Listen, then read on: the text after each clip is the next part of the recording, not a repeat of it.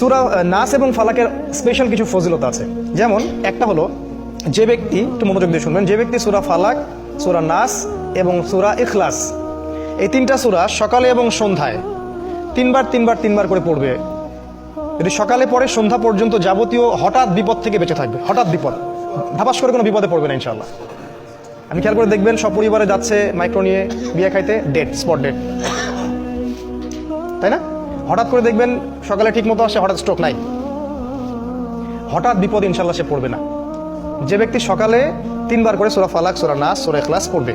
আর বিশ্বাস করেন, এই কাজগুলো আমাদের চাচাদের বয়সী যারা আছেন ওনাদেরকে শেখাতে হয় না, আমাদেরকেই শেখাতে হয়, তাদেরকে শেখাতে হয় না, তারা এগুলো আগেই থেকে জানেন। আবার যে ব্যক্তি সন্ধ্যাবেলা সূরা ফালাক, সূরা নাস এবং ইখলাস তিনবার করে পড়বে, সারা রাত যাবতীয় ক্ষতি থেকে সে বেঁচে থাকবে ইনশাআল্লাহ।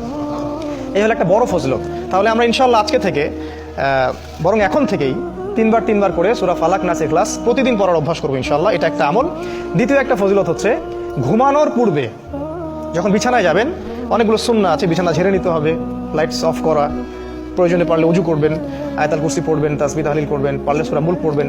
যদি কিছুই করতে না পারেন, কমপক্ষে সূরা ফালাক, সূরা নাস আর সূরা ইখলাস তিনবার করে পড়বেন। সিস্টেমটা আমি দেখাই দিচ্ছি, যে প্রথমে হাত সামনে নিয়ে বিসমিল্লাহির রহমানির রহিম পড়ে সূরাতুল ইখলাস, আবার বিসমিল্লাহ বলে সূরাতুল ফালাক, আবার বিসমিল্লাহ বলে সূরাতুন নাস একবার করে পড়লেন, পড়ে এভাবে ফু দিবেন, দিয়ে মাথা থেকে নিয়ে যতদূর পর্যন্ত পারেন এভাবে মাসেহ করবেন একবার, তারপরে আবার একবার, তারপরে আবার একবার, মোট তিনবার। কেন এটা আমি এখন এসে বুঝতে পারছি, কেন তিনবার, স্টুডেন্ট লাইফে বুঝতে পারি নাই। আসলে কোরআন এবং সুন্নাহর এত জ্ঞানের সমুদ্র, যেখানে আমরা হাবুডুবু খাচ্ছি, আসলে কোনো কুলকিনারাও খুঁজে পাচ্ছি না যে আসলে কি সলিউশন দিব। তাই যতই জানি ততই মনে হয় যে আমি কিছুই জানি না।